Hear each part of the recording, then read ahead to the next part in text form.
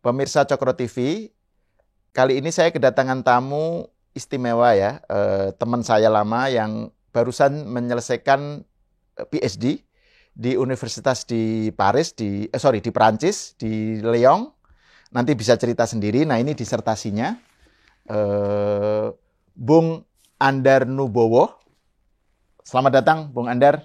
Selamat datang. Andar ini saya kenal sebagai intelektual muda Muhammadiyah yang juga pernah menjadi direktur Lazismu ya. Lembaga Amil Zakat, Infak dan Sedekah Muhammadiyah. Tapi disertasinya bukan mengenai zakat gitu, disertasinya mengenai Islam moderat yang mungkin secara umum nanti bisa digambarkan sendiri oleh Andar. Jadi Bung Andar, jadi Anda menyelesaikan disertasi defense itu Desember 2023. Tanggal 12 Desember jam 12. Jadi 12. 2003.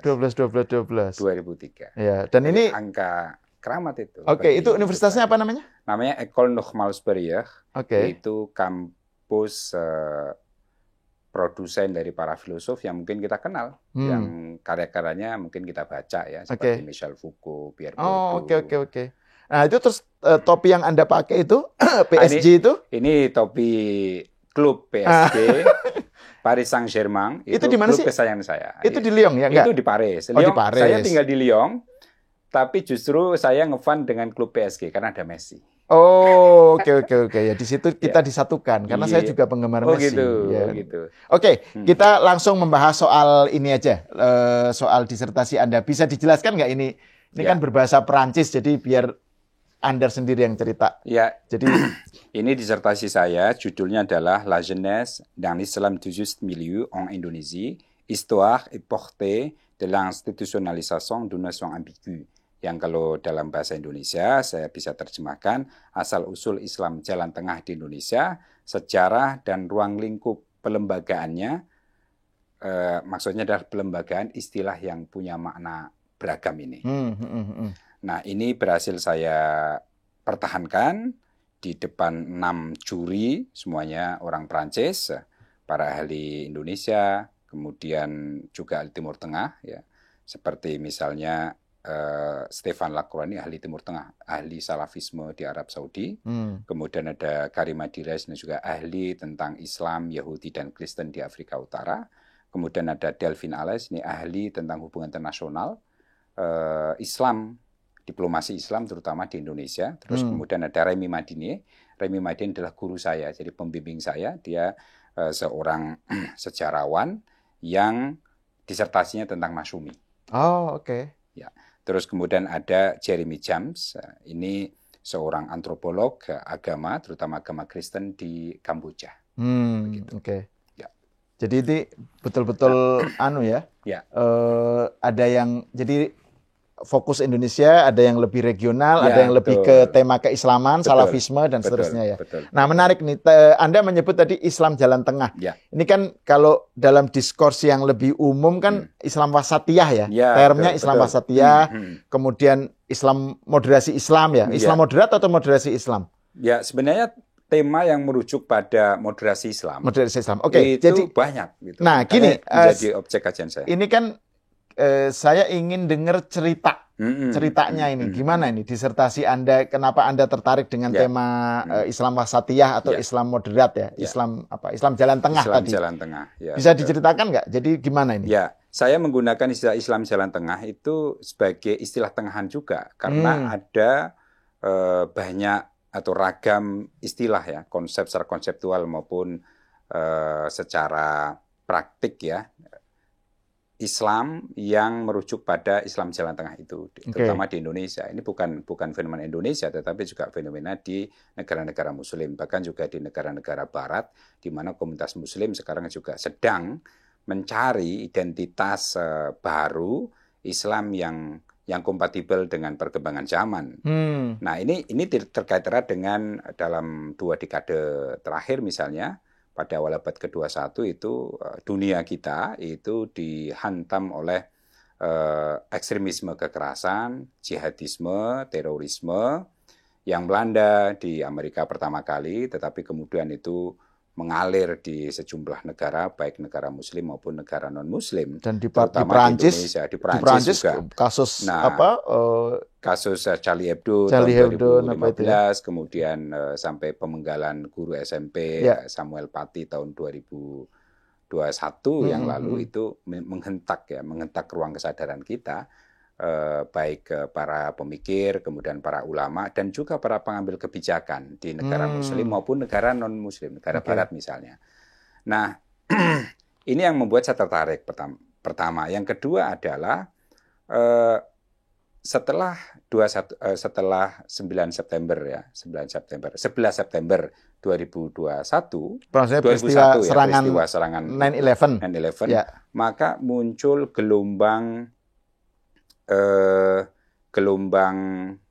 kekerasan, ya, terorisme di negara-negara Muslim juga termasuk di Indonesia, dan reaksi terhadapnya. Ya kan? Reaksinya ada dua. Pertama adalah reaksi dari kelompok-kelompok Islam moderat, ya, yang mengatakan bahwa Islam itu tidak menganjurkan kekerasan. Islam itu adalah agama perdamaian. Yang kedua adalah reaksi sebaliknya, bahwa Islam itu adalah ajaran yang mengajarkan radikalisme, kekerasan. Sehingga pandangan seperti ini melahirkan gelombang Islamofobia di berbagai negara, terutama negara-negara Barat, ya, Eropa, Amerika, Australia. Ya, karena di sana kan kalangan imigran Muslim juga banyak ya. Banyak. Nah, maka kemudian ada persepsi yang kurang begitu bersahabat, ya, dari Barat misalnya terhadap Islam. Nah, karena itulah kemudian sejumlah ulama, sejumlah sarjana Muslim mencoba menggali kembali. Nah, sebelum Anda teruskan, ketika Anda di Perancis ya, di Lyon gitu, atau di beberapa negara Perancis yang lain, sebagai Anda kan pasti mendeklar sebagai orang Indonesia Muslim, ya, betul. Itu seberapa jauh dampaknya terhadap misalnya kehidupan sehari-hari yang Anda alami atau apa? Munculnya Islamofobia atau kemudian bahwa tadi itu ada di satu sisi ada Islamofobia, tapi di sisi lain juga ada radikalisme Islam gitu. Yang dialami oleh Anda sendiri apa saat itu misalnya? Ada nggak yang langsung terasa gitu? Saya dan keluarga alhamdulillah tidak pernah mengalami serangan-serangan yang berbau Islamofobia, ya. Meskipun istri saya berjilbab, kalau orang itu biasanya mengenal saya itu malah bukan orang Indonesia, orang Peru atau orang Kolombia gitu. Karena wajah saya itu konon katanya itu mirip dengan mereka. Jadi saya sendiri itu tidak diidentifikasi sebagai seorang Muslim maupun Muslim Indonesia. Tetapi ketika saya jalan dengan istri saya yang berjilbab itu, kemudian mereka bertanya, Anda dari mana? Saya dari Indonesia. Baru kemudian mereka bertanya, oh Indonesia, kenapa Anda pakai jilbab? Gitu. Saya kira Anda itu orang Malaysia, gitu. Jadi Indonesia, imajinasi orang Prancis terhadap Indonesia itu pertama adalah jauh, ya kan. Yang kedua itu Indonesia itu tidak identik dengan Islam, ya, karena kita negara Pancasila, negara yang plural. Berbeda dengan Malaysia, misalnya negara tetangga kita yang kalau Melayu itu ya identik dengan Islam. Atau mungkin imajinasi mereka tentang Indonesia itu mungkin dikaitkan dengan karena mereka taunya Bali gitu misalnya. Betul. Ya. Jadi Bali, Borobudur, ya Yogyakarta gitu, yang menurut mereka itu ya tidak Islam, ya gitu. Berbeda dengan padahal pada faktanya Indonesia itu negara Muslim terbesar. Ketika saya jelaskan, oh iya, gitu. Pada nggak tahu ya. Betul, nggak tahu. Terus ini masyarakat Prancis kebanyakan. Yang menarik adalah begini, Mas Sahal. Jadi istri saya itu justru karena dia aktif ya di wali kota setempat, di lokal, aktif dalam kegiatan-kegiatan, misalnya kegiatan belajar bahasa, terus kemudian kegiatan sosial, kemudian kegiatan misalnya ikut pameran-pameran, lukisan dan sebagainya. Dia bersahabat dengan orang Prancis dan juga imigran yang kebanyakan dari Afrika Utara atau Eropa Timur, begitu. Nah, justru yang menarik adalah tetangga-tetangga atau guru dia yang non-Muslim, orang Prancis sendiri itu senang. Pertama itu katanya itu ini orang mana gitu pertama. Wajahnya bukan orang Arab, tetapi kok pakai jilbab. Nah, kira-kira seperti itu. Terus kemudian begitu tanya, oh dari Indonesia. Terus kemudian oh ternyata dia tuh punya pandangan yang terbuka begitu. Berbeda dengan muslimah, imigran yang berjilbab. Karena istri saya itu kan mungkin pernah S1 gitu ya, sedangkan imigran di sana itu mayoritas kan menengah ke bawah gitu. Jadi pandangan keagamaannya itu cenderung mungkin bisa dikatakan kurang terbuka atau eksklusif gitu ya, atau kurang bisa bersahabat dengan di luar dirinya gitu. Nah, sedangkan istri saya itu bisa diskusi apapun tentang agama, tentang budaya, tentang apapun. Ya sebagaimana di Indonesia lah ya, orang berjilbab di Indonesia kan bisa aja kemudian ya seperti warga negara yang lain gitu ya, rileks saja gitu. Betul. Dan banyak di sana gitu kan. Jadi image tentang Islam kemudian seperti terkoreksi gitu ya, dengan perjumpaan melalui personal semacam itu. Betul. Ya dengan istri Anda gitu. Betul. Jadi ini menarik, istri saya sering cerita, mereka tuh persepsinya berubah. Yang awalnya Islam itu persepsinya seperti 9/11 setelahnya. Terus kemudian persepsi mereka sehari-hari bertemu dengan imigran-imigran Muslim yang ya karena faktor pendidikan, faktor pengalaman dan sebagainya, sehingga mereka lebih sulit untuk beradaptasi, berkomunikasi dengan penduduk lokal gitu. Nah, setelah bertemu dengan istri saya dan saya, kadang mereka datang ke rumah, kemudian kita diskusi, itu mereka kaget. Oh, ternyata Islam itu tidak seperti yang ada dalam pikiran mereka, di dalam imajinasi mereka. Karena Islam di Prancis hampir identik ya, itu dengan Islam yang ada di Timur Tengah, di Afrika Utara, karena dekat ya, ada sejarah. Dengan Indonesia itu mereka jauh. Hanya orang-orang tertentu saya memang betul-betul mengkaji baru tahu, oh ternyata Islam Indonesia itu lebih berwarna, colorful gitu ya, lebih open gitu. Islam ramah. Islam ramah, bukan. Nah, kembali ke tadi. Tadi sorry saya ini agak digression sedikit. Jadi kan ada konteks yang membuat Anda tertarik dengan tema ini ya. Kan ada soal Islamofobia, ada soal radikalisme. Terus gimana bila dilanjutkan nggak? Nah, setelah itu kan misalnya ada deklarasi Mekah tahun 2004. Terus kemudian udah mulai nih. Jadi pemimpin-pemimpin dunia kumpul di Mekah, kemudian mereka ada deklarasi Mekah yang menyatakan bahwa Islam itu bukan ajaran terorisme, Islam itu bukan ajaran radikal, tapi Islam itu bersumber pada ajaran wasatiyah. Jadi ada mereka itu menggali ya, surat Al-Baqarah 143, ummatan wasaton. Ummatan wasaton adalah umat pertengahan. Yang kemudian dari itu pertengahan kemudian, bukan dalam arti medieval ya, umat yang berada di tengah-tengah. Kira-kira seperti itu, yang maknanya kemudian mereka eksplorasi, maka muncullah istilah wasatiyat Islam. Sebenarnya istilah wasatiyat Islam ini istilah yang baru, terutama abad ke-20 ya, melalui tafsir-tafsir yang saya kaji, misalnya digunakan oleh Wahbah Zuhaili itu kan baru tahun belakangan, kemudian Yusuf Qaradawi, kemudian Hasan Hanafi, itu ada satu makalah yang beliau presentasikan di Dubai yang khusus membahas tentang wasatiyat Islam. Wasatiyatul Islam. Jadi wasatiyatul Islam itu adalah istilah baru, terutama mulai menggema, muncul kembali setelah September 11 2001 yang lalu itu. Nah, kemudian istilah ini diratifikasi menggema terus ke publik oleh Yordania. Sorry, waktu konferensi Mekah itu 2004 Indonesia ikut? Pemerintah Indonesia ikut? Belum pemerintahnya, tetapi adalah NU dan Muhammadiyah misalnya. Justru yang menarik ini Mas, ini yang menjadi kajian saya adalah pada awal-awalnya justru organisasi-organisasi Islam yang dianggap moderat seperti NU, Muhammadiyah itu yang berada di jalan terdepan atau garda depan gitu ya, untuk mempromosikan Islam wasatiyah itu. Terus kemudian baru pemerintah pada saat itu adalah Megawati, kemudian SBY itu baru mendukung promosi Islam moderat ke dalam konteks nasional maupun internasional melalui apa yang disebut dengan diplomasi publik. Nah, itu terjadi juga pada negara-negara lain yang terlibat nggak? Betul, terjadi. Jadi yang ikut terlibat dalam deklarasi itu berarti kayak civil society-nya ya? Iya, betul. Civil society-nya negara-negara itu civil society dan pemerintahnya justru.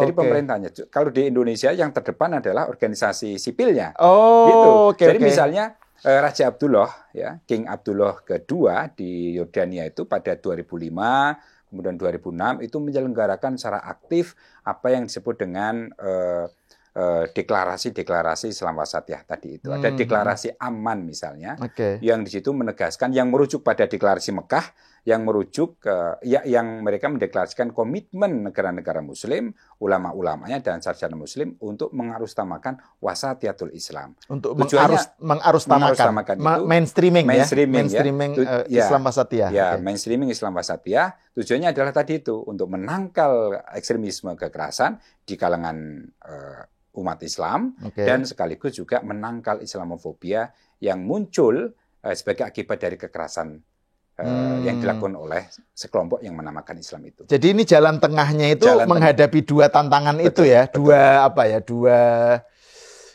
kutub ya, dua ekstremisme, yang satu ekstrim radikalisme Islam, betul. Yang satu ekstrim fobia terhadap Islam gitu ya. Oke, menarik tuh. Oke. Terus dilanjutkan. Nah, yang menarik adalah pada saat itu yang dalam konteks Indonesia 2001 sampai 2006-2007 itu NU, Muhammadiyah, kemudian Megawati dan Presiden Megawati dan juga Presiden SBY itu masih menggunakan istilah Islam moderat.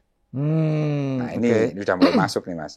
Nah, Islam moderat itu pada saat itu adalah istilah yang populer, yang ini kontroversial. Karena NU, Muhammadiyah dan kelompok-kelompok lain misalnya menerima Islam moderat, tetapi kelompok-kelompok terutama Islam baru, the New Establishing Islam, seperti teman-teman HTI, teman-teman EPI, Wahdah Islamiyah dan kelompok yang lain itu tidak setuju, karena Islam moderat ini adalah cangkokan atau bikinan agenda Barat menurut mereka, ya kan? Menurut mereka, karena kata mereka secara istilah sendiri moderat itu tidak bisa mewakili apa ya kata wasatiyah. Wasat itu tidak bisa diwakili dengan kata moderat. Tidak bisa diterjemahkan menjadi moderat gitu ya. Ini terutama kalangan transnasional Islam ya. Jadi kelompok-kelompok yang tadi itu HTI, FPI gitu ya. New Establishing Islam. Istilah Anda the New Establishing Islam. Islam Kelompok baru lah. Kelompok Salafi ya. Kelompok Salafi. Oke. Ya, meskipun ada kelompok lama, masih Dewan Dakwah Islam Indonesia juga tidak setuju dengan. PKS gimana? PKS juga tidak setuju. Kelompok Tarbiyah. Kelompok Tarbiyah itu nggak setuju ya. Oke. Karena pertama memang pada saat itu kan Amerika Serikat dan negara-negara Barat kan betul-betul mengendorse gitu ya, mempromosikan Islam moderat itu di dunia, terutama di negara-negara Muslim yang lekat dengan aksi global war on terror.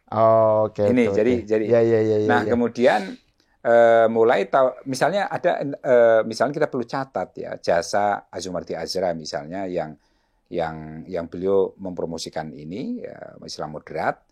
Tetapi kita bisa melihat dari tulisan-tulisan beliau misalnya dari 2001 sampai kemudian 2015 misalnya ada perubahan.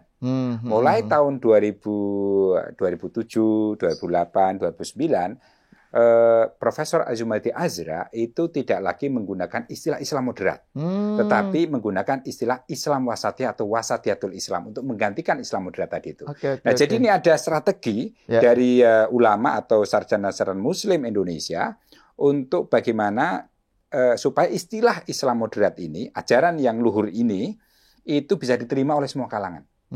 Maka dia mengadopsi menggunakan istilah Arabnya, wasatiyatul Islam. Yang sebenarnya secara substantif itu sama.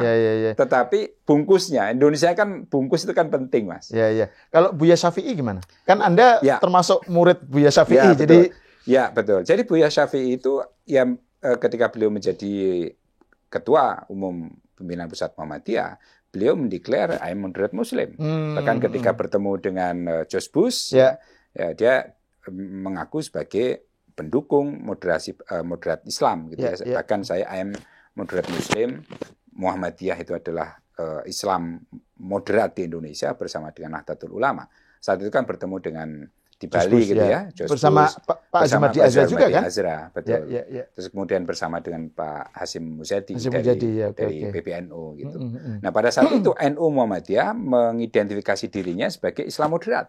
Nah, ini belum artinya muncul. Di kalangan NU dan Muhammadiyah tidak ada masalah dengan istilah Islam moderat itu. Tidak ada masalah karena kedua organisasi ini bisa mengeksplorasi atau menjelaskan yang dimaksud Islam moderat itu adalah tawasud itu ya moderat gitu ya, kemudian ta'adul misalnya itu berlaku adil, kemudian tawazun berimbang, toleran, tasamuh. Nah, itu kan NU Muhammadiyah itu sudah menerjemahkan Islam moderat dalam konsep nilai-nilai yang Islami tadi itu. Yang sebenarnya sama dengan wasatiyatul Islam tadi. Cuman istilahnya itu masih Islam moderat Islam.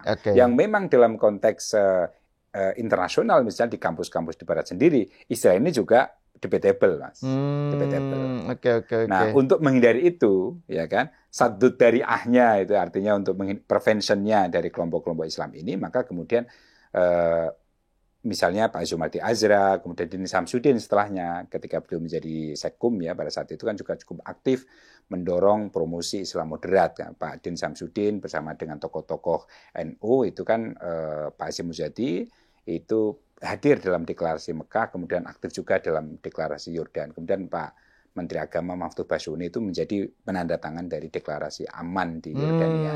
Gitu. Jadi aktif ya, jadi aktif terlibat di dalam konteks internasional bagaimana melakukan institusionalisasi wasatiyatul Islam atau Islam wasatiyah ini dalam konteks Indonesia. Gitu, Mas. Maka Islam moderat tadi diganti dengan Islam wasatiyah. Nah, yang menarik adalah ini terus ya, institusionalisasi ini ya, adopsi istilah Islam wasatiyah terus dilakukan oleh Zumardi Azra, oleh Din Samsudin, oleh MUI. Terutama pada 2015, Mas. 2015 ketika Munas MUI di Surabaya, itu MUI mengeluarkan Taujihat Surabaya yang istilahnya adalah wasatiyatul Islam. Taujihat apa? Taujihat Surabaya. Oh, Taujihat Surabaya. Taujihat itu apa ya? Taujihat itu semacam rekomendasi. Rekomendasi. Gitu. Isinya wasatiyatul Islam. Tahun 2015 itu 2015. Itu Agustus 2015. Nah, perlu dicatat, menarik ini. Pada bulan yang sama, itu kan terjadi gelombang muktamar Organisasi Islam Moderat Indonesia. NU juga pada Agustus 2015 di Jombang. Kemudian Muhammadiyah juga melaksanakan muktamarnya ke-47 di Makassar. Itu hampir sama periodenya. Jadi Muhammadiyah, NU itu bersamaan, terus kemudian setelah itu akhir Agustus itu MUI. Nah, pada yang sama yang menarik adalah Muhammadiyah membakukan istilah Islam berkemajuan. Jadi Islam berkemajuan ini Islam moderat sebenarnya. Tapi kemudian dalam konteks organisasi persyarikatan itu dibakukan dengan istilah Islam berkemajuan.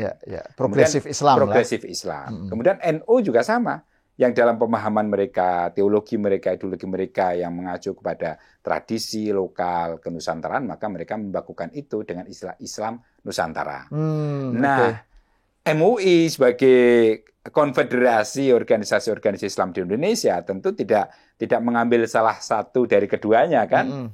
Maka kemudian ambil jalan tengahnya itu Islam wasatiyah yang merujuk kepada istilah global dalam bahasa Arab dan juga saat itu sudah mulai diadopsi oleh bahasa Inggris dalam bahasa Inggris. Gitu. Jadi sudah mulai diterima oleh publik nasional maupun internasional gitu kan. Nah, sejak saat itu Mas, menariknya adalah semua organisasi Islam di Indonesia mulai dari yang konservatif sampai yang liberal itu setuju, Mas. Jadi istilah Islam wasatiyah menjadi istilah payung, Mas, istilah kunci yang membuat Pak Jokowi setelah mobilisasi aksi bela Islam 212 itu kan Pak Jokowi sudah mulai beralih ya perhatiannya yang dulunya mungkin tidak terlalu perhatian dengan Islam dan turunannya gitu. Tapi sejak aksi 212 itu konstelasi dan konfigurasi politik nasional Indonesia terutama Pak Jokowi itu mulai berubah. Pak Jokowi mulai tertarik. Islam ternyata tidak mungkin dalam bayangan Pak Jokowi Islam mungkin ya satu lah. Ternyata Islam di Indonesia kan banyak ternyata ada NU, ada Muhammadiyah, juga ada kelompok-kelompok lain gitu kan. Betul. Ini apa ini aksi 212 banyak sekali ini apa ini Islam apa? Nah, dari situ Pak Jokowi sudah mulai tertarik untuk mengenal, kemudian memahami dan yang menarik adalah setelah itu mengadopsi yang merangkul kelompok NU dan Muhammadiyah terutama melalui undangan Pak Jokowi kepada tokoh-tokoh Muhammadiyah untuk masuk ke pemerintah. Gitu. Misalnya di Muhammadiyah itu ada Pak Muhadjir Effendi menggantikan Pak Anies Baswedan di Kemendikbud, terus kemudian yang menarik adalah Pak Din Samsudin. Setelah beliau lepas dari Muhammadiyah dan MUI bersamaan tahun 2015, beliau dipanggil oleh Pak Jokowi untuk menjadi utusan khusus dialog antaragama dan kerjasama antar peradaban. Oke, special envoy ya. Special envoy itu yang melekat pada Pak Jokowi. Sebentar, sebelum masuk ke pembahasan mengenai Pak Jokowi dan Islam Wasatiyah. Tadi itu tentang MUI yang dalam konteks Indonesia yang pertama kali sebagai lembaga yang pertama kali mengintrodusir term Islam Wasatiyah ya. Tapi kan kemudian menjadi diterima oleh semuanya kan. Nah, tapi kan masalahnya kan kalau diterima semua, istilah itu kan kemudian menjadi kayak istilah karet yang bisa kemana-mana kan. That's the point. Misalnya MUI kan justru sering dianggap sebagai lembaga yang cenderung konservatif. Ya kan. Beberapa produk hukumnya intoleran gitu misalnya kan. Terus misalnya FPI atau lembaga-lembaga yang kalangan katakan aja HTI itu kan mereka juga anti terhadap terhadap pandangan-pandangan yang dianggap sebagai pluralis gitu kan. Betul. Jadi sementara NU dan Muhammadiyah itu kan dari awal itu kan setuju dengan pluralisme, setuju dengan toleransi dan seterusnya yang Anda sebut tadi. Kalau di NU kan ada tawasud, tawazun, tawazun, tasamuh ya. Kan itu kan pandangan aswaja itu loh, Ahlussunnah wal Jamaah. Kan NU Muhammadiyah di satu sisi itu kan beda dengan FPI, dengan kelompok itu. Tapi mereka berada di payung yang sama, Islam Wasatiyah gitu. Jadi gimana menurut Anda ini? Nah, pertanyaan Mas Hal tadi itu yang membuat saya tertarik semakin dalam untuk mengkaji ini. Nah, mengapa kemudian istilah ini diterima? Apakah kemudian umat Islam Indonesia satu on block gitu ya, politically, theologically menjadi on block, menjadi moderat? Kan pada faktanya kalau kita baca secara sosiologis dan historis, kelompok-kelompok di Islam di Indonesia kan berbeda-beda. Gitu. Nah, ini yang menariknya, Mas. Jadi ada banyak penafsiran terhadap Islam Wasatiyah. Jadi secara istilah Islam Wasatiyah itu diterima oleh semua pihak. Misalnya menarik begini, kalau saya tanya dengan Gus Ulil Absor Abdallah sebagai pendiri JIL, jaringan gitu Islam Liberal ya. Ya, saya menerima istilah itu, toh sama saja kok. Itu sama ya, sebangun dengan apa yang kita suarakan tentang tasamuh, ta'adul, tawazun, kemudian tawasud. Itu kan nilai-nilai yang kita perjuangkan selama ini gitu. Jadi moderasi, toleransi, inklusivisme gitu. Itu kan sesuatu yang memang kita perjuangkan selama ini. Itu pengertian Islam Wasatiyah menurut Gus Ulil gitu kan. Kemudian saya tanya ke teman-teman JIM misalnya seperti mantan presidiumnya Romo Zuli Qodir, Profesor Dr. JIM Zuli itu Qodir, jaringan Islam, jaringan intelektual muda Muhammadiyah. Jaringan intelektual ini kan muda dulu Muhammadiyah. Kalau JIL itu kan teman-teman NU, kemudian tahun 2003 muncul. Kalau itu JIMM lah ya. Jaringan JIM, intelektual muda Muhammadiyah. Intelektual muda Muhammadiyah. Itu juga sama. Itu hanya istilah saja, Mas. Substansinya sama dengan apa yang kita perjuangkan tentang toleransi, kemudian keterbukaan gitu ya, tentang kemajuan juga. Itu sama sebangun dengan gagasan atau konsep Islam Wasatiyah. Tetapi yang menarik adalah teman-teman Wahdah Islamiyah mereka punya definisi sendiri gitu loh tentang wasatiyat Islam. Mereka merujuk misalnya kepada ulama-ulama Salafi di Saudi Arabia yang menyatakan bahwa Islam itu ya Islam wasatiyah. Jadi wasatiyat Islam itu adalah esensi dari ajaran Islam sendiri. Tetapi memaknai wasatiyat Islamnya mungkin bisa berbeda dengan teman-teman NU dan Muhammadiyah dan teman-teman JIL. Misalnya begini, wasatiyat Islam itu kan kalau wasat itu kalau kita terjemahkan, pahami arti bahasa Arabnya itu kan al-khiyaru wal adlu. Jadi yang terbaik dan adil. Mereka memahami misalnya konsep al-khiyaru wal adlu itu adalah al-adlu di sini adalah termasuk kritis terhadap al-munkarat, wassayiat, termasuk bid'ah dan lain sebagainya. Jadi penegakan wasatiyah Islam bagi kelompok ini, Salafi, itu adalah kita harus mengatakan tidak pada sesuatu yang tidak diajarkan oleh Al-Quran dan hadis Nabi. Menurut mereka. Menurut mereka. Ini kan Iya. ini menarik. Terus kemudian muncul misalnya ada demokrasi wasatiyah. Menurut Wahda Islamiyah, kebetulan saya juga pernah menulis melakukan riset dan menuliskannya. Sorry, Wahda Islamiyah ini organisasi. Ya, Wahda Islam ini organisasi. Afiliasinya kemana? Dulu sebenarnya didirikan oleh kader-kader Muhammadiyah, tetapi mereka tidak setuju dengan penerimaan Muhammadiyah terhadap asas tunggal Pancasila tahun 1984 di Sulawesi Selatan. Kemudian mereka memisahkan diri dari Muhammadiyah, beraliran, ini mereka beralih ya dari Ikhwanul Muslimin, terus kemudian jadi Salafi sekarang itu, dan mereka menjadi organisasi massa yang berdiri di Makassar sejak reformasi 98 sampai sekarang gitu ya. Itu sekarang bahkan sudah ada di 34 provinsi. Jadi Wahda Islamiyah adalah Salafi hibrida Indonesia. Oh, menarik. Ya kan? Karena mereka Salafi secara ideologi, tetapi mereka mengadopsi metodologi amal usahanya Muhammadiyah dan juga NU. Mereka mendirikan pesantren, SD sampai perguruan tinggi untuk melakukan dakwah dan juga kaderisasi menurut pandangan mereka. Dan mereka mengaku itu Islam wasatiyah, demokrasi wasat. Demokrasi itu barat, tetapi oke kalau wasatiyah. Saya juga masih bertanya-tanya itu apa yang berarti dengan demokrasi wasatiyah. Bahkan sekarang itu ada istilah baru yang kemarin saya kebetulan baru saja 1 minggu di Makassar untuk melakukan penelitian lapangan, ngecek lagi. Ya kan, setelah 5 tahun sebelum saya selesai S3, kemarin saya baru ngecek lagi. Dan kemudian ada istilah menarik menurut saya adalah wasatiyah salafiyah. Jadi wasatiyah tetapi ada salafnya gitu kira-kira. Itu menarik. Mungkin juga ada aswaja nahdiyah. Karena antara NU dan Wahda Islamiyah misalnya ini kan dua organisasi atau dua gerakan Islam yang sama-sama mengakui sebagai bagian dari Ahlus Sunnah wal Jamaah. Ini istilah aswaja itu sendiri juga Ahlus Sunnah wal Jamaah ini juga term yang dimaknai berbeda-beda. Berbeda-beda begitu.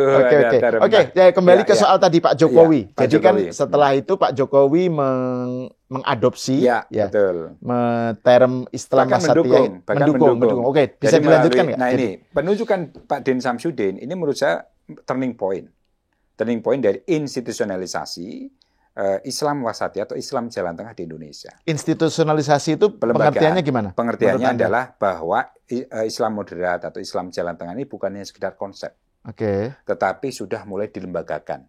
Pertama 2015 tadi itu melalui institusi MUI, kemudian NU dan Muhammadiyah. Terus jadi sudah ada bukan hanya konsep abstrak, tapi sudah mulai ada kaki-kakinya dan mulai dipromosikan melalui organisasi-organisasi yang ada. Nah kemudian ini kan awalnya kan civil society, MUI itu kan civil society juga bersama NU dan Muhammadiyah.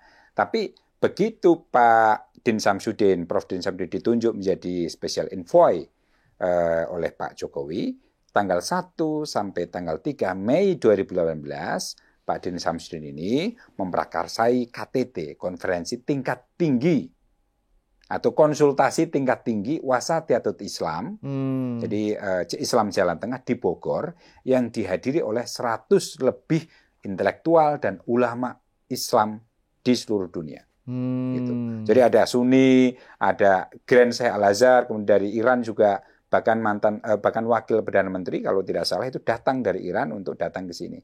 Kemudian dari Czechnya, kemudian dari Eropa Timur juga datang.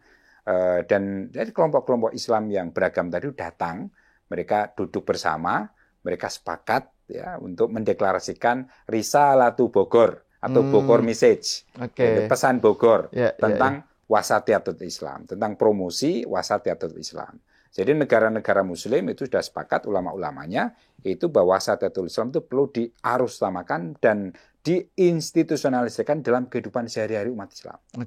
Dan pengertian Wasatiyatul Islam dalam konteks ini, dalam konteks yang di wasiat Bogor itu Bogor Message itu apa? Pengertiannya apa? Jadi kan tadi Ya, kalau betul. pada level yang kita bicarakan kan terjadi perbedaan makna tuh. Iya, betul. Jadi antara Salafi nerima tapi pengertiannya ditarik ke artinya Ya. mereka sendiri Ya, gitu kan. ya, NU betul. Muhammadiyah punya pengertiannya sendiri. Ya. JIL punya pengertiannya sendiri. Nah, kalau versi pemerintah gimana? Versi pemerintah itu, ya kan kita tahu bahwa yang mengorganisasikan adalah kantornya Pak Din Samsudin, saat itu menjadi bagian dari pemerintah, dan Pak Jokowi dalam pembukaan di Istana Bogor, diterima itu Mas.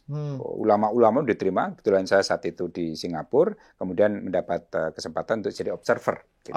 Jadi saya hadir di sana, beliau dalam pidatonya itu mendukung Islam Wasatiyah, dan dia menggunakan Islam Wasatiyah, bukan Islam moderat Mas.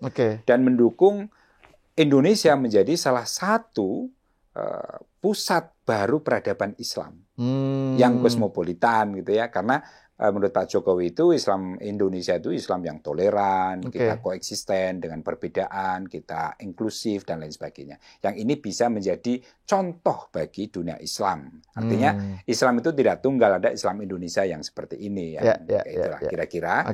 Nah, yang menarik itu, jadi menurut saya Pak Jokowi itu resmi mengendorse itu dan menggunakan konsep Islam Wasatiyah untuk harus utamakan, bahkan dilembagakan. Nah, setelah itu Mas, nah ini menarik. Pak Jokowi bukan hanya sekedar mendorong gitu ya, bukan kalau orang Jawa itu manis-manis lambe lah kira-kira. Tapi Pak Jokowi itu serius.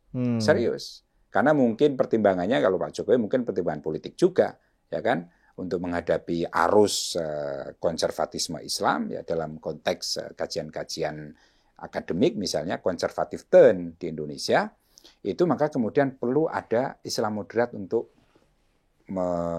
mengcounter lah ya, membuat narasi tandingan terhadap konservatisme Islam tadi itu, yang dalam kacamata pemerintah kalau kita baca Islam moderat NU Muhammadiyah itu dianggap ya sebagai teman setia atau pendukung setia dari ideologi nasional. Ya, melalui konsep Darul Ahdi wa Syahadahnya Muhammadiyah bahwa Pancasila, Undang-Undang Dasar, Bhinneka Tunggal Ika itu adalah kesepakatan nasional. Dan sekarang ini kita harus menerima itu. Sekarang ini adalah kita fastabiqul khairat. Bagaimana kita ikut membangun negara Pancasila itu. Ya, jadi kalau saya tidak salah tangkap kan menurut Muhammadiyah Indonesia ini adalah negara kesepakatan. Gitu ya, Darul Ahdi itu ya. Iya, Darul Ahdi. Dan wasyahadah itu negara kesaksian ya, menjadi saksi bahwa itu kita harus berkompetisi gitu ya. Secara baik, berkontribusi dalam pembangunan itu. Nah, maka kemudian ini inline dengan kebijakan politiknya pemerintah, dalam hal ini adalah Pak Jokowi. Kemudian Pak Jokowi menggandeng NU dan Muhammadiyah, tokoh-tokoh NU juga masuk di Watimpres ya misalnya. Kalau nggak salah ini Kiai Said Akil Siroj dan juga Gus Yahya pada saat itu menjadi Watimpres, kemudian tokoh-tokoh NU ya meskipun bukan dari PPNU tapi dari PKB pada saat itu sudah masuk di kabinet. Aman lah gitu. Nah, menjelang pemilu 2019 ini wah kita lihat Mas, kita harus ingat sebentar bahwa 2019 itu adalah kontestasi antara, sebenarnya kalau disimpelkan itu antara kelompok moderat tadi dengan kelompok yang konservatif tadi itu. Ini menurut kajian secara simplistik lah, secara simpel. Karena terjadi polarisasi tadi, polarisasi antara pendukung Pak Jokowi dengan pendukung Pak Prabowo yang disimplifikasi kalau Pak Prabowo itu Islam. Bahkan saya melakukan riset-riset dari Sumatera sampai Manado, itu pendukung Pak Prabowo itu kita harus memenangkan Pak Prabowo dan Sandiaga Uno karena kalau beliau menang maka jalan syariatisasi Indonesia itu menjadi mudah. Semacam jalan tol. Narasinya gitu. semacam itu ya. Fast track gitu ya. Karena apa? Karena di satu sisi Pak Jokowi ini itu anti-Islam, melakukan kriminalisasi ulama. Meskipun wakilnya adalah chairman atau Rais Amnya NU, tetapi saya bertemu dengan kiai-kiai di Asadiyah di Wajo ya, di Sengkang Wajo di Sulawesi Selatan. Meskipun tradisinya mereka NU, tetapi mereka tidak mau memilih Pak Jokowi dan Ma'ruf Amin. Istilahnya mereka menarik ini. Pak Jokowi dan Ma'ruf Amin dianggap sebagai kopi susu. Jadi susu kan ada gulanya Iya, kan, iya, jadi iya, nggak iya. sehat. Oke, Ya. oke, oke, oke. Mereka lebih suka minum kopi pahit. Oh, Ya gitu. yang murni. Yang murni, Iya, yang iya, iya. menyehatkan. Kopi pahit mungkin mereka tahu ya kalau Mm-mm. Pak Jokowi itu secara ritual lebih saleh, lebih Mm. pious daripada Pak Prabowo. Tetapi Mm-mm. Prabowo ini dianggap sebagai Umar bin Khattab. Oh, menarik itu. Itu Dalam narasinya konteks semacam kebijakan, itu ya. narasinya Iya, seperti iya. itu.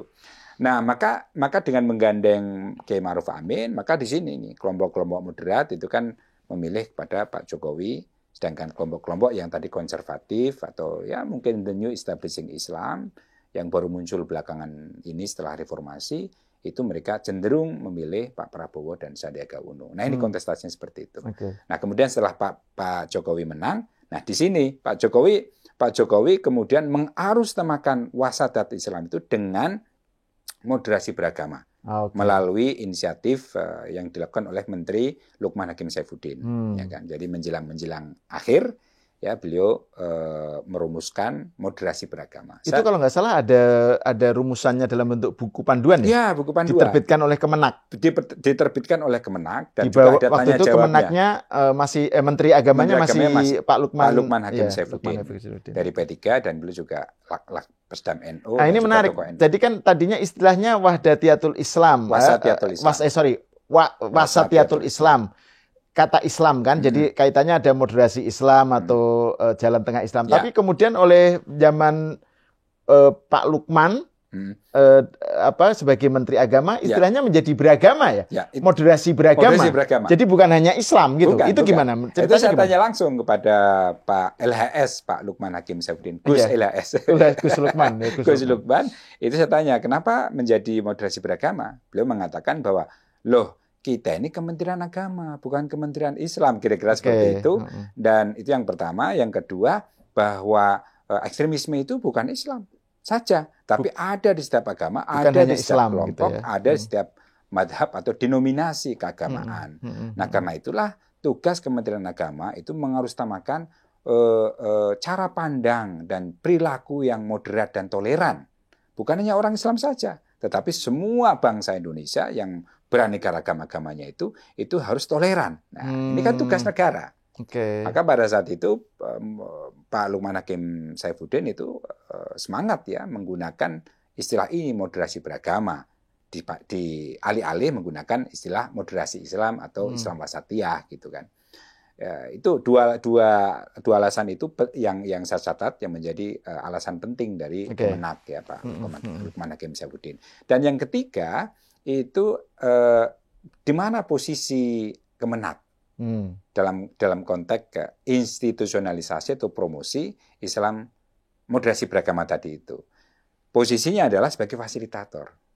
Jadi memberikan kemudahan atau mendukung kelompok-kelompok agama di Indonesia, Islam, NU, Muhammadiyah, Katolik, Kristen, Hindu, untuk mempromosikan ini, dan mereka itu mendefinisikan siapa yang belum moderat, kemudian diajak moderat, siapa yang masih ekstrim dilunakkan, yang masih lunak ditengahkan, kira-kira seperti itulah. Artinya itu diserahkan kepada masing-masing kelompok itu untuk memberikan muatan makna. Betul, muatan terhadap makna itu. Pengertian jadi bukan moderasinya. negaranya, bukan Kemenak yang kemudian menjadi aktor dari promosi itu, tetapi negara itu pada masa Pak Lukman Hakim Saifuddin menjadi fasilitator.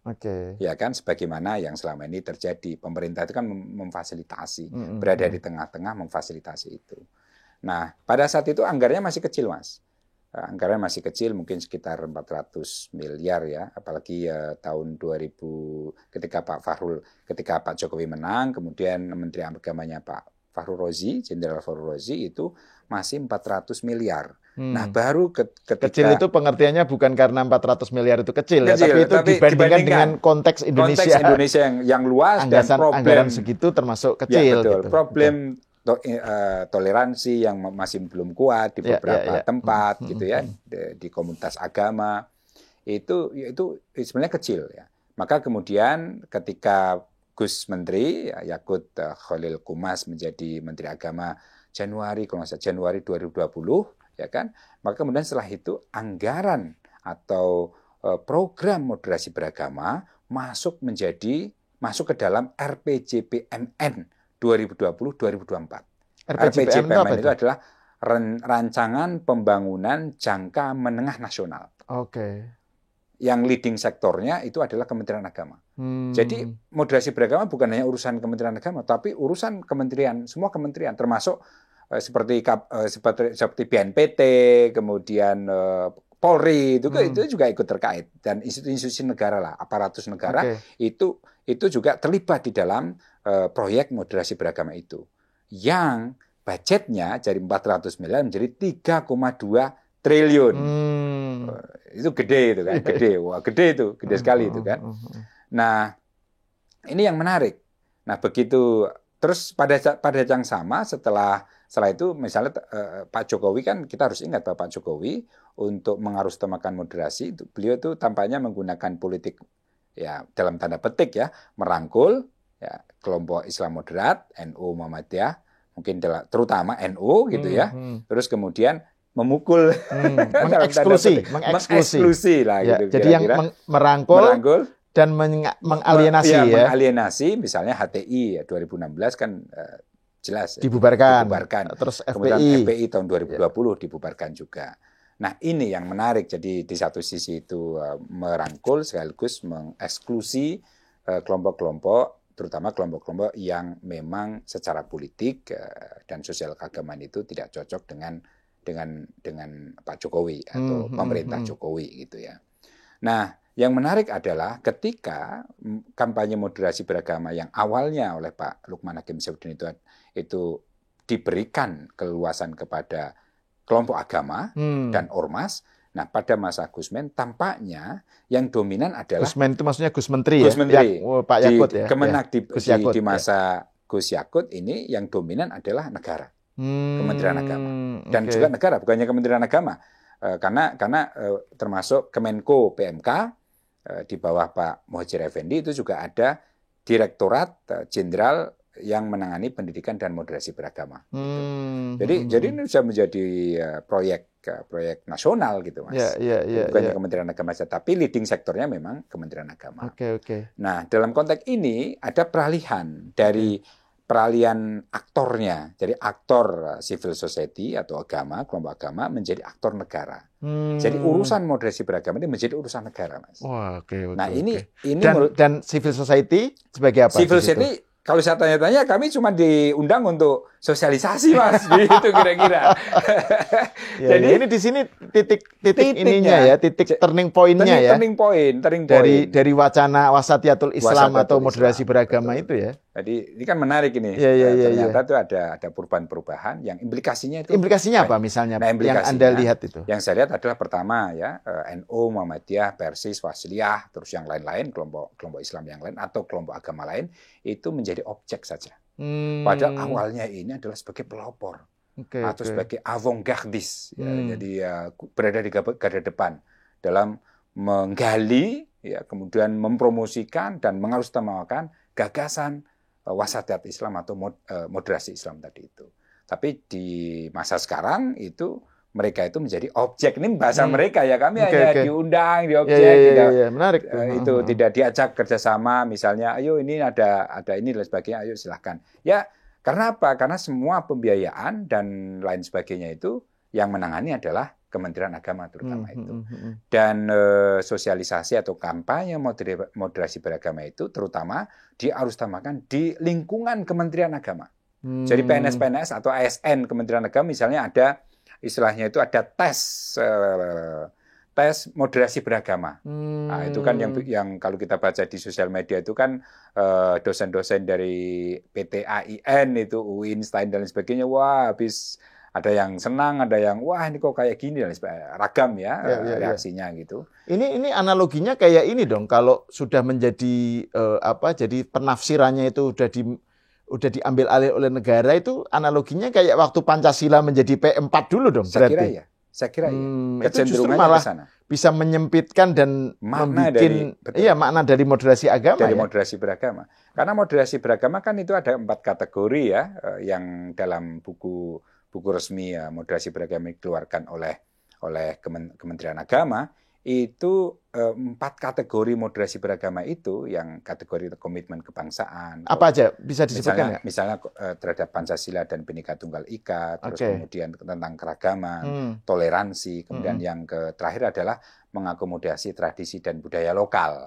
Nah, jadi 4 kategori ini, 4 kategori moderasi beragama seakan-akan menjadi alat untuk menyeleksi orang gitu akhirnya kan. Sebenarnya kayak screening untuk men-screening ya kan.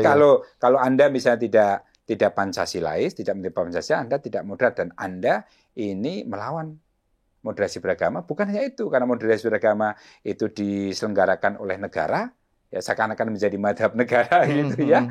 Maka kemudian Anda mungkin mengalami persekusi atau apa gitulah kira-kira seperti itu. Atau paling tidak karirnya nggak mulus lah atau gitu. Nah, ini menarik nih kalau misalnya kayak elemen yang terakhir, kriteria yang terakhir soal atau kategori terakhir soal budaya lokal itu kan ini menarik ini Mas. Iya, gimana itu? Ini saya tanya. Itu kan terlalu NU gitu anunya, definisinya. Anda ini tokoh NU, jadi nggak enak saya ngomongnya itu kan.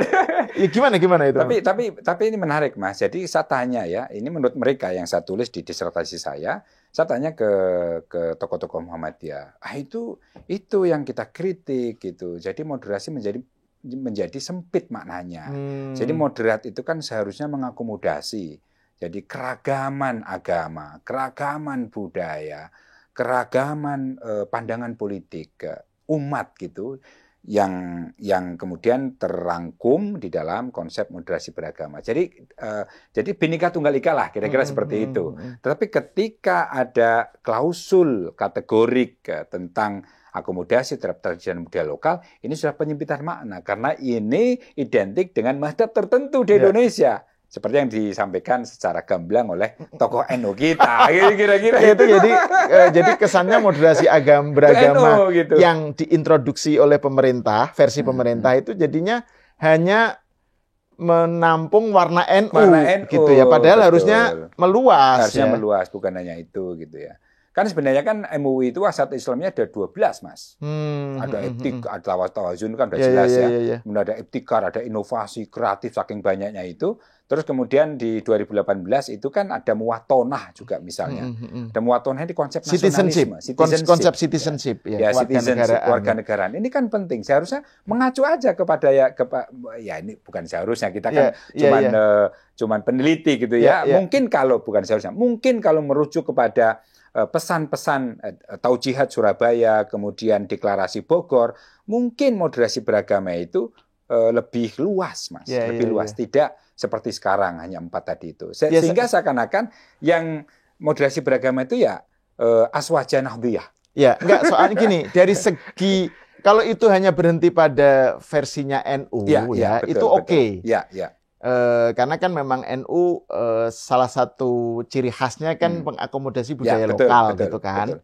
Nah, tetapi kalau itu menjadi versi negara, itu sebenarnya Mas. Definisi negara tentang moderasi beragama itu menjadi problematis. Betul. Saya sendiri sebagai orang NU juga nggak nyaman kalau ada upaya officialisasi, statisasi, definisi mengenai moderasi agama. Ini kan kita sebagai orang yang belajar sejarah Islam kan pernah terjadi misalnya bagaimana dulu rasionalisme Islam, Mu'tazilah ketika menjadi doktrin resmi negara Abbasiyah rezim Abbasiyah, dinasti Abbasiyah, dia kan melakukan persekusi terhadap Islam tekstual tekstualisme Islam. Imam Ahmad bin Hambal pendiri mazhab Hambali menjadi korbannya kan. Betul. Jadi ada screening tes, litmus tesnya. Nah, itu dia. Itu soal apakah Quran itu created atau abadi. Iya kan? Itu kan sesuatu yang harusnya menjadi ranah civil society. Soal penafsiran agama itu kan diserahkan kepada masyarakat aja. Ini diambil alih oleh negara. Jadi itu yang terjadi menurut Anda? Jadi bukan hanya pada konteks sejarah Islam Abbasiyah, Mas. Kita punya sejarah itu, Mas. Sejarah Kesultanan Aceh di masa abad ke-14 ya, 16 itu.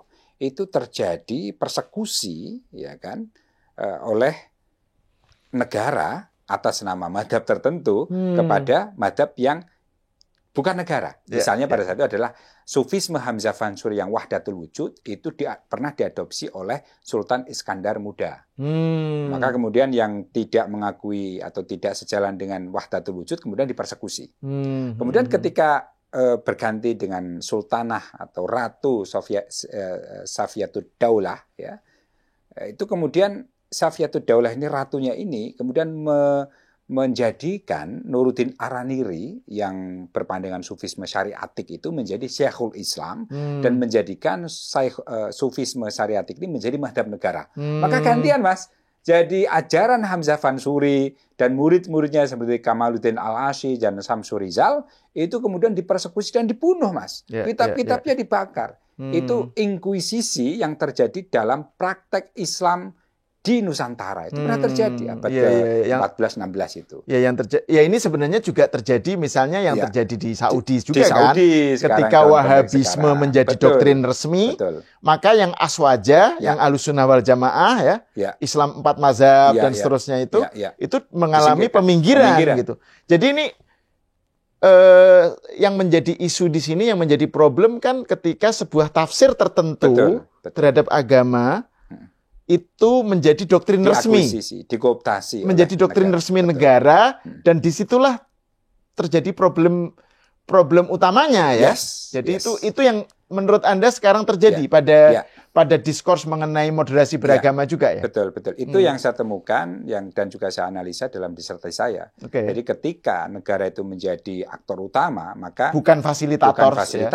Maka moderasi beragama itu sebenarnya tanpa kita sadari menjadi madhab negara. Untuk mendefinisikan orang-orang tadi itu, ya kan, ini moderat. Ya, negara itu kan sebenarnya kalau kita meminjam istilahnya Thomas Hobbes, itu kan Leviathan, Mas, monster itu kan. Yang kalau tidak ada kritik, tidak ada wejangan yang kritis, itu bisa menjadi Leviathan. Dengan perangkat-perangkatnya itu. Nah, ini pertanyaan menggunakan agama itu. Iya, betul. Makanya ini juga saya sebagai meskipun saya dari segi pandangan keislaman, ya, itu kan cocok lah dengan tadi misalnya klausul pro budaya lokal tapi ketika itu menjadi doktrin negara, ya itu bermasalah karena dia mengeksklusi tafsir yang lain, gitu, ya. Nah, ini pertanyaan terakhir nih. Jadi kalau menurut Andar Nubowo sebagai orang yang bergelut meneliti tentang diskurs moderasi beragama dan wasatiyatul Islam ini, jadi apa kritik Anda dan apa yang harusnya dilakukan? Kritik saya adalah ketika moderasi beragama itu menjadi urusan negara. Karena implikasinya moderasi beragama menjadi madhab negara. Dan ini bertentangan dengan konsep negara Pancasila. Kita ini bukan negara agama dan juga bukan negara sekuler. Nah, tapi agama itu mendapatkan ruang istimewa dalam konteks keindonesiaan. Dalam hal ini negara itu memfasilitasi, mengatur, tapi tidak mengintervensi. Apa yang berlaku sekarang ini dengan program moderasi beragama itu perlu kita khawatirkan menjadi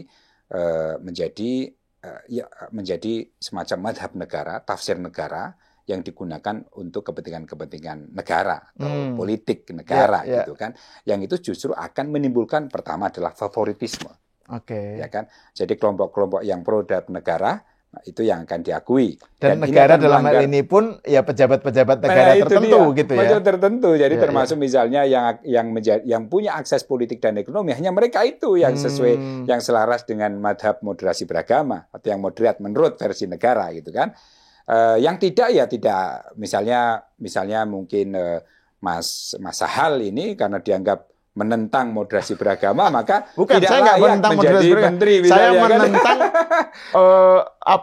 pengguna menjadikan itu sebagai tafsir yang tunggal. Tafsirnya negara terhadap moderasi agama. Ya, gitu. itu ketika masa hal seperti itu, maka meskipun menerima moderasi beragama, itu memperjuangkan itu, tetapi ketika negara mengambil alih itu, maka menolak, kan? Ya, saya nggak setuju. Maka kemudian masa hal ini susah untuk jadi menteri, Mas. Apalagi menteri agama, gitu kira-kira. Itu favoritisme karena etatisasi moderasi beragama. Yang selanjutnya etatisasi adalah itu menarik istilah itu. Ya itu yang saya cari-cari apa ya? Itu Karena kan etatisasi. statism gitu Ya. kan, statisasi gitu kan Ya. agak kurang lazim. Etatisasi. Etatisasi ya. Etatisasi. Betul. Ya, kemudian yang dampaknya, Mas, yang terjadi adalah perebutan who is moderat. Bukan hanya itu, tetapi siapa yang paling moderat. Oke. Di antara kelompok moderat sendiri sekarang itu ada kontestasi, Mas, akhirnya. Karena apa? Karena perebutan makna siapa yang paling moderat. Karena menjadi moderat itu berarti, ya itu tadi, dekat dengan akses ekonomi politik yang lebih luas. Jadi bukannya soal negara lagi sekarang, bukan soal agama lagi, tapi menjadi soal politik dan ekonomi. Kalau kita menjadi moderat, misalnya nih, saya dengan Mas Sahal nih sama-sama moderat nih, tetapi Mas Sahal mungkin anti etatisasi moderasi beragama, tetapi saya menerima moderasi beragama, maka yang peluangnya itu lebih lebar menjadi menteri itu saya daripada kira-kira seperti itu, Mas. Karena sudah menjadi alat untuk seleksi. Padahal kan tujuan utama dari wacana moderasi beragama atau Islam moderat secara umum kan tadinya konteksnya kan untuk memerangi intoleransi, melawan radikalisme, ekstremisme, terus juga melawan persepsi negatif tentang Islam melalui Islamofobia, kayak gitu-gitu ya. Jadi itu menjadi agenda-agenda besar itu menjadi terbengkelai ya. Terbengkelai. Yang muncul adalah tadi itu wajah politiknya sekarang itu. Dan kalau kita seleksi lagi, kemarin kebetulan nih, ya ini lapangan ya, saya tanya kepada orang Wahdah Islamiyah, kepada orang Muhammadiyah, kepada orang teman-teman Salafi misalnya, kita kebetulan mereka itu juga ASN ya, di kementerian tertentu, itu mengatakan sekarang itu ada seleksi, Mas. Saya ini yang pakai jenggot, terus kemudian orang Wahdah Islamiyah itu kan Salafi ya, jadi pakai celana cingkrang, itu nggak mungkin, Mas, bisa naik ke karirnya di kementerian saya, karena sudah ada, wah ini tidak moderat ini. Bahkan ekstrimnya, kata dia cerita ke saya, kalau lagi pertemuan kemudian adzan maghrib kita izin sholat, wah itu tidak moderat ya. Tuh, Mas. Jadi udah seperti itu. Ini akses saja sih. Iya, akses. Tapi itu juga sebenarnya kan ini kan bukan kasus yang terjadi secara khusus dalam kasus ini saja. Dalam perebutan dalam kasus ideologi-ideologi lain ya, maksudnya bukan hanya Islam gitu. Misalnya di dalam komunisme misalnya itu kan antara Stalin dengan Trotsky gitu misalnya kan. Jadi Trotsky yang dianggap tidak sesuai dengan versi negara, versi Soviet mengenai komunisme disingkirkan gitu loh. Itulah ketika suatu gagasan, suatu konsep sebagus apapun kemudian diambil oleh negara. Maka yang muncul adalah wajah politiknya. Dan wajah politik itu merangkul atau memukul. Itu selalu watak dari politik, wajah politik akan seperti itu. Nah, dalam konteks itu harapan saya adalah moderasi beragama ini adalah satu konsep, bahkan suatu nilai, satu prinsip yang perlu diarustamakan, dipromosikan oleh semua pihak, oleh agama, bukan hanya Islam, tetapi semuanya Kristen, Yahudi juga saya kira secara umum lah. Karena saya melihat Mas Sahal ini peneliti Yahudi, jadi langsung muncul Yahudi. Agama-agama di Indonesia selalu mengarustamakan ini, dan kita kembalikan peran ini kepada kelompok agama dan juga kelompok ormas. Biarkan mereka yang mendefinisikan itu dan mereka itu yang mengatasi problem-problem yang terjadi di masyarakat. Mereka lah menjadi community of interpretation, religious interpretations ya. Jadi bukan state. Bukan state. Bukan state official. State ini perlu tetap setia pada garis bagi negara Pancasila. Sebagai fasilitator saja. Sebagai fasilitator saja. Itu sudah tepat itu. Oke, ini saya kira diskusi Ramadan yang penuh berkah ini bersama intelektual muda Muhammadiyah yang baru saja mendapatkan PhD-nya dari Prancis. Dan sekali lagi selamat Bung Andar Nubowo atas pencapaiannya yang luar biasa ini. Saya baca judulnya aja saya nggak bisa ini. Oke, pemirsa sampai di sini dulu, kita bertemu lagi di kesempatan selanjutnya.